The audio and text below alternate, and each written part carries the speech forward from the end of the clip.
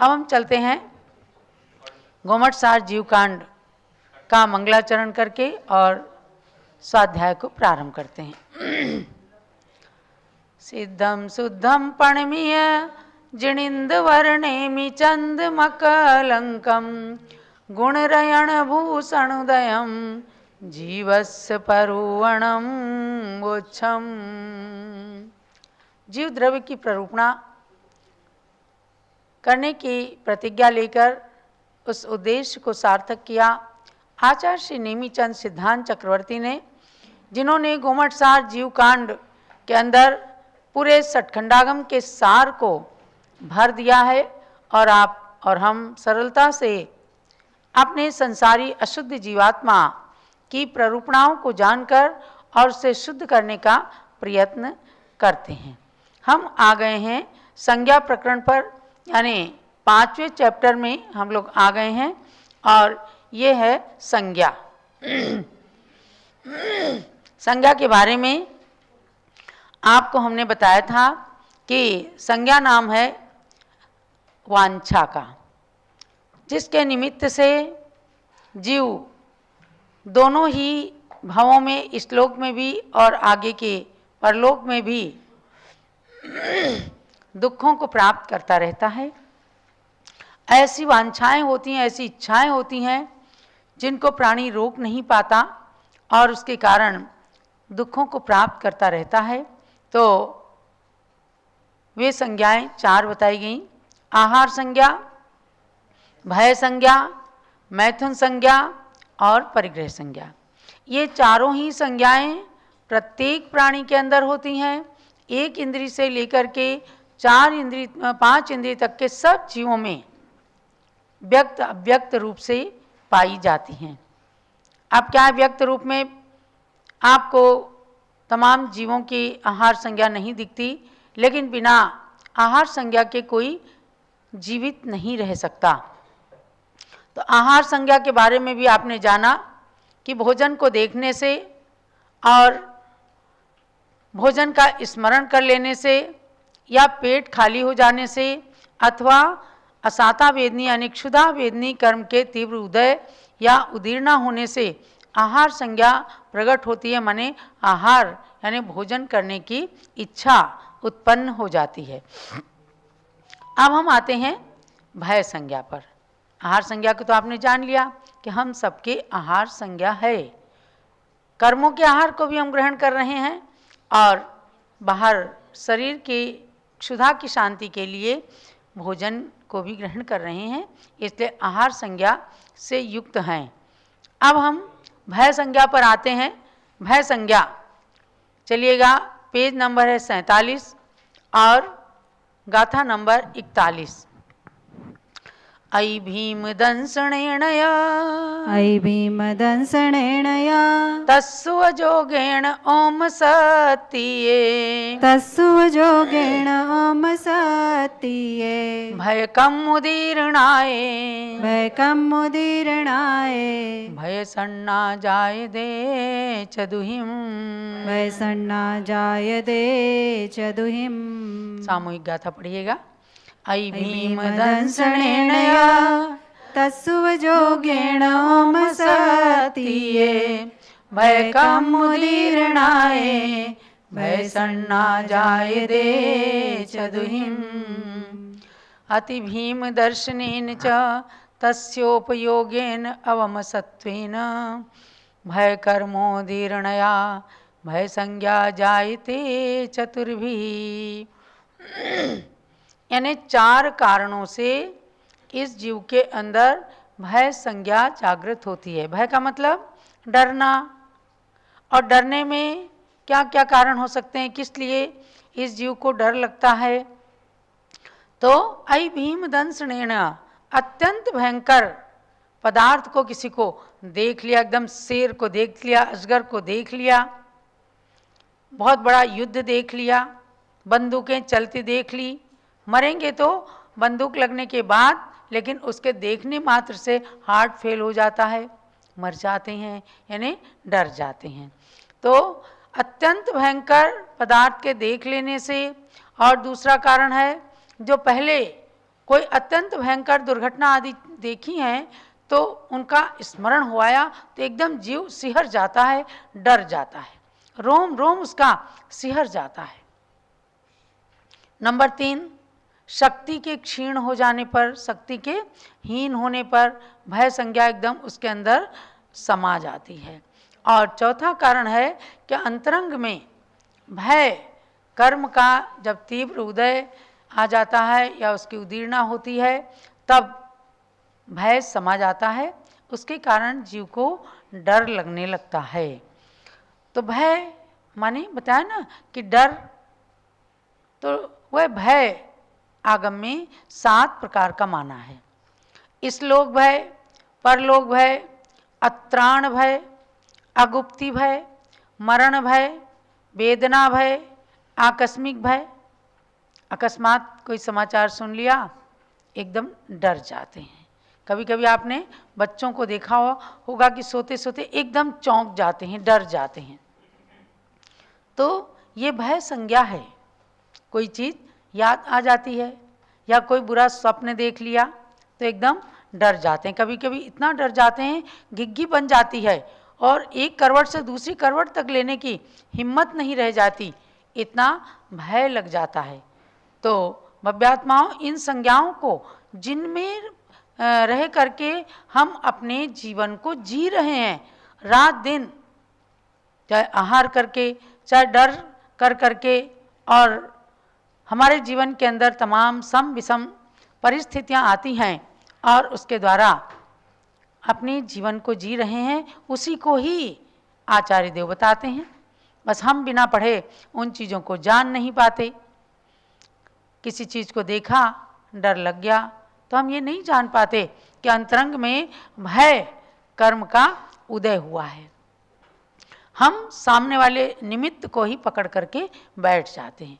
तो भय के लिए कहा कि भय एक भावना है जो कुछ जीवों में होने वाले खतरे को बताता है या खतरे से पैदा होता है। कोई डेंजरस चीज़ देख ली, एकदम डर गया। ये शरीर के अंगों के कार्यों और उसके चयापचय के बदलाव का कारण भी बन सकता है कि जो व्यक्ति एकदम सामान्य बैठा है, जरा सी देर में भयाक्रांत हो जाता है तो उसके जीवन के अंदर, उसके व्यवहार के अंदर बहुत बड़ा परिवर्तन भी आ जाता है। ये जो परिवर्तन है, जो बदलाव का, शरीर में बदलाव का कारण है, अंततः वह व्यवहार में परिवर्तित हो जाता है, जो कभी अस्वस्थता का रूप धारण कर लेता है। डर करके लोग अस्वस्थ हो जाते हैं, उन्हें हॉस्पिटलाइज करना पड़ जाता है, एकदम पता ही नहीं चलता कि आखिर हुआ क्या, इसे बीमारी क्यों आई, और पता चलता है कि वो तो कुछ देख करके डर गया था या सपने में कुछ आ गया था, तो उससे उसके अंदर डर ऐसा समा गया था, भयाक्रांत हो गया था, जिससे उसका इलाज करना भी दुष्कर हो जाता है। और या तो बीमारी का रूप धारण कर लेता है जैसे, या फिर भागने लग जाता है, दौड़ने लग जाता है, या उसे बहुत ज़्यादा कभी कभी देखें आप कपकपी आने लग जाती, डरने लग जाता है, ठंड लगने लग जाती उसे, या फिर खतरे से इधर उधर भाग करके छिपने लग जाता है। ऐसी स्थितियां भयाक्रांत प्राणी के साथ में हो जाती हैं। कई बार आपने देखा होगा कि बच्चों को माताएं डराती हैं, तो दूध नहीं पिएगा, अभी बिल्ली को पिला देंगे। ऐसे बच्चों को डराते हैं ना, अभी बिल्ली दूध पी जाएगी, उसके बोतल नहीं अगर मुंह में लगाता, दूध पीने का उपक्रम नहीं करता है, तो ऐसे ऐसे माताएं डरा देती हैं। तो ऐसे कभी बच्चों को डराना नहीं चाहिए। और हमने देखा बचपन में घरों के बाहर भी कोई मदारी लोग भालू लेके आते थे और भालू पर बच्चों को बिठाया जाता था। तो बाद में पता चला कि जिन बच्चों के अंदर भय बहुत होता है तो उनको भालू पर बिठा करके उनके भय को निकाला जाता है। उन्हें वीर बहादुर बनने के लिए भय रहित किया जाता है। तो डराने का प्रयास नहीं करना चाहिए। खिलाने पिलाने में कभी बच्चों को भयानक चीज़ों की धमकी दे करके उन्हें डराना नहीं चाहिए, वरना वो भयाक्रांत शुरू से ही ऐसे बन जाते हैं, कमज़ोर दिल के। इससे क्योंकि उनके मस्तिष्क पर जोर पड़ता है और उनके मस्तिष्क में भय बैठ जाता है, तो उनके नाम से ही डर जाते हैं। जैसे ही बच्चे को अभी बिल्ली बुला देंगे, बस बच्चा डर जाता है। अब आप देखो, एक इंद्रिय जीव तक के अंदर भय संज्ञा कैसे है। एक छुई मुई का पेड़ होता है जो जमीन पर ही फैली रहती, छुई मुई की बेल जैसी, तो उसे कहते हैं लाजवंती। उसके पास में ही आप अगर जाओगे और जरा सा उसे भनक भी पड़ जाती है तो छुई मुई का पेड़ सिकुड़ जाता है। देखा है ना आपने, छुई मुई का पेड़ सिकुड़ जाए, उसके पास में उंगली ले जाओ तो वो सुकड़ जाती है। तो कि कोई जल्दी से डरने लगता है कि छुई मुई हो, या बहुत कमज़ोर होता है तो कहते हैं बिल्कुल छुई मुई हो गए। माने छुई मुई नाम के पेड़ में जो एक इंद्री है, ना उसके अंदर मन है, ना वचन है, ना कोई उससे बोल रहा है, लेकिन प्राणी के स्पर्श मात्र से या दूर से ही उनके स्पर्श को पहचान लेने से वो डर जाते हैं। तो छुई मुई पेड़ के अंदर आप बहुत ज़्यादा भय को स्पष्ट रूप से देख सकते हैं कि एक इंद्रिय जीव के अंदर भी भय संज्ञा किस रूप में रहती। अब क्या है कि तो भय संज्ञा हो गई, यानी भय को मन में समा लेने से, भयाक्रांत हो जाने से तमाम बीमारियां भी आ जाती हैं। और इस भय संज्ञा को जीवन के प्रत्येक क्षण में अनुभव किया जा सकता है। तो मनोवैज्ञानिकों ने एक बात बताई कि भय वैसे तो समस्त मनुष्यों में पाई जाने वाली कुछ सहज भावनाओं में से एक है। यानी जैसे कुछ सहज भावनाएं होती हैं, क्रोध आना, चिंता होना, खुश हो जाना, घबराहट हो जाना, या उदासी हो जाना, या चीज़ों को फेंकने लग जाना, ऐसे कुछ प्रवृत्तियां मनुष्य में होती हैं। उन्हीं में से एक भय नाम की भावना को भी आपको समझना है। और भय और चिंता एक दूसरे से थोड़ा सा संबंधित हैं। चिंता अक्सर जब खतरे के रूप में बेकाबू हो जाती है तब व्यक्ति असामान्य हो जाता है। अब उसके लिए हमारे मनोवैज्ञानिकों ने क्या बताया कि हमारे दिमाग के अंदर एक अमिगडाला नाम की जगह होती है, एक स्थान होता है। इसको बताया कि बादाम के आकार का प्रमस्तिष्क वो खंड होता है, बादाम के आकार का, और इसे कहते हैं अमिगडाला। अमिगडाला नाम की जगह है जो भय से जुड़ी जगह है, यानी कि वहाँ पर कुछ ऐसा बदलाव होता है। ये जो मनोविज्ञान है, यानी कि वैज्ञानिक लोग जब शोध करते हैं या जब डॉक्टर बनने लग जाते हैं तो मनुष्य के शरीर पर तमाम तरह के एक्सपेरिमेंट होते हैं। तो उनमें से पाया गया कि अमिगडाला नाम की जो जगह है वह हमारी पिट्यूटरी ग्रंथि के पीछे स्थित होता है। पिट्यूटरी क्या होता है? यहाँ पर माथे के पास में दोनों आँखों के बीच में लगभग पिट्यूटरी ग्लैंड होती है। तो उसके पीछे कि इस ग्रंथि के पीछे अमिगडाला नाम का स्थान है जो हार्मोन में स्राव को उत्पन्न करती है। यानी जैसे भय लगा तो अमिगडाला ने क्या किया कि स्राव उत्पन्न किया और उससे आक्रामकता का रूप धारण कर लेता है व्यक्ति। जब कहने लग जाते हैं साइकिक हो गया या डिप्रेशन में आ गया तो वह भय को प्रभावित करता है। आप देखो कभी भी कि जो थोड़ा सा डिप्रेस्ड लोग होते हैं बड़ी जल्दी डर जाते हैं। अगर कोई उनको कुछ भी फटकारता है, गुस्सा करता है तो डर भी जल्दी जाते हैं। तो इस पर वैज्ञानिकों का ये कहना रहता है कि वो पिट्यूटरी ग्रंथि के पीछे जो अमिगडाला स्थान है उसने स्राव को उत्पन्न किया और उस स्राव के कारण पूरा मस्तिष्क उसका डिस्टर्ब हो जाता है और उसके कारण वो भयाक्रांत हो जाता है। एक बार जब भय और आक्रामकता की उत्तेजना उत्पन्न हो जाती है तो अमिगडाला हार्मोन की रिहाई करने लगता है। माने कि यानी समझो कि उसने ज़्यादा जितना स्राव हुआ उतना ही अधिक व्यक्ति का माइंड जो है वो डिस्टर्ब होता है और हर वह व्यक्ति जो क्या करता है फिर भागने लगता है या उदास हो जाएगा एकदम। कभी कभी आपने भाई डिप्रेशन क्या है? डिप्रेशन कोई बाहर से आने वाली चीज़ नहीं है। हमारे मस्तिष्क के अंदर जो कोशिकाएं हैं, जो ग्रंथियां हैं, तो उनके अंदर ही जब एबनॉर्मलिटी आती है तब वो अपना कार्य जो है सुचारू रूप से नहीं कर पाते। उसी के कारण व्यक्ति के अंदर कुछ ना कुछ रोग उत्पन्न होते हैं। अब क्या वैद्य ग्रंथ मानते हैं कि वात पित्त कफ ये 3 ही चीज़ें शरीर के अंदर हैं, और जब वायु रोग बढ़ जाता है तो ऐसी स्थितियां आ जाती हैं। तो भय संज्ञा को मैं आपको धार्मिक सैद्धांतिक दृष्टि से बता रही हूँ, लेकिन अपने शरीर विज्ञान के अनुसार भी आपको जानना है कि हम अपने मन को किस तरह से एकदम सौम्य, शांत, सामान्य बनाए रखें। इसके लिए आपको दिव्य ध्वनि के स्वरूप ओंकार का उच्चारण करते रहना है, क्योंकि ये मस्तिष्क आपका गोदाम है, और इस मस्तिष्क के द्वारा ही सारे शरीर के अंदर जब कोशिकाएं चलती हैं तो उनमें जो रक्त का संचार होता है, तो उसकी उन रक्त का संचार यदि कहीं भी रुक गया, प्रॉपरली वो रक्त का संचार नहीं हुआ, तो वहीं पर कुछ ना कुछ विसंगति आ जाती है। इसलिए अपने मस्तिष्क को सामान्य, सौम्य बनाने के लिए, धार्मिकता से परिपूर्ण पॉजिटिव बनाने के लिए हमें ओंकार की ध्वनि और भगवान की भक्ति में एकाग्रता का स्वरूप धारण करना है। ये मैंने आपको भय संज्ञा के बारे में सैद्धांतिक और वैज्ञानिक पक्ष को लेकर के थोड़ा सा बताया है कि प्रारंभ से ही बच्चों के अंदर भी आपको भय नहीं भरना है, आपको अच्छी अच्छी कहानियाँ सुनाना है।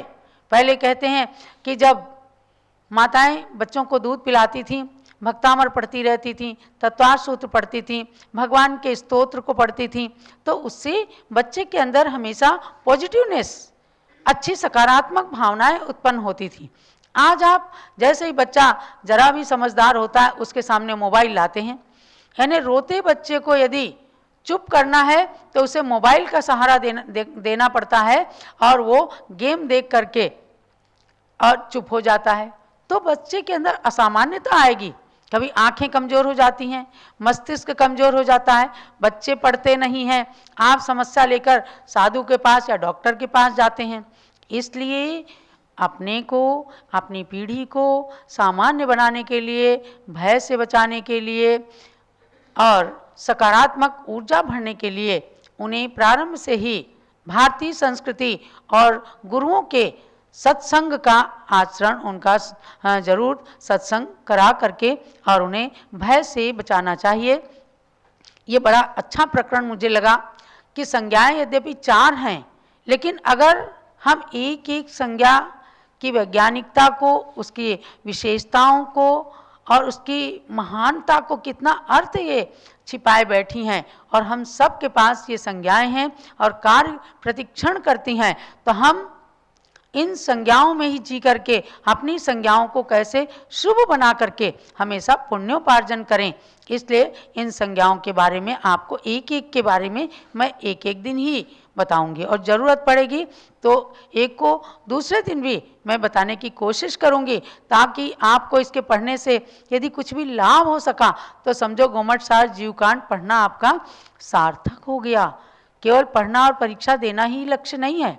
हमने तो ये सोचा कि कितना आपने पुरुषार्थ किया, 15 लोगों के 100 में 100 नंबर आए, 3 लोगों के लकी ड्रा निकाले गए। तो हमारी पूज्य बड़ी माता जी ने कहा कि नहीं, सबको पुरस्कार दो, इतना ऊंचा विषय पढ़ा है।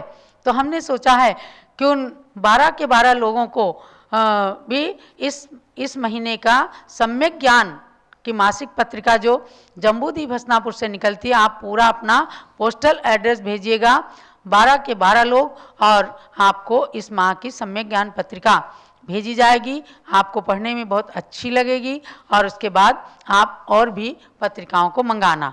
ऐसे 95 नंबर भी जिनके हैं, यानी केवल एक क्वेश्चन उनका गलत हुआ, कोई बात नहीं, आगे आपको पुरुषार्थ करना है। उन 95 नंबर वालों के लिए भी मेरी प्रेरणा है, आप व्हाट्सएप नंबर पर अपने फुल एड्रेस, पोस्टल एड्रेस भेजिए। आपको भी इस माह का सम्यक ज्ञान मासिक पत्रिका जो जनवरी 2024 की है, वो आपके पते पर भेजी जाएगी। आप स्वयं पढ़ेंगे, आपके घर के सभी लोग। बड़ी प्रेरणास्पद पत्रिका है, 50 साल से लगातार आप सबके लिए स्वाध्याय के लिए वो और जम्बूदीप हसनापुर से निकलती है। तो 95 नंबर पाने वाले भी और 100 नंबर पाने वाले भी जिनका नाम लकी ड्रा में नहीं आया है, सब लोग अपना पोस्टल एड्रेस भेजें और सबको ये निःशुल्क पत्रिका भेजी जाएगी। यही आपका पुरस्कार है। तो ये आपका गोमट सार जीव कांड का स्वाध्याय हुआ है। अब आप आएंगे संस्कृत व्याकरण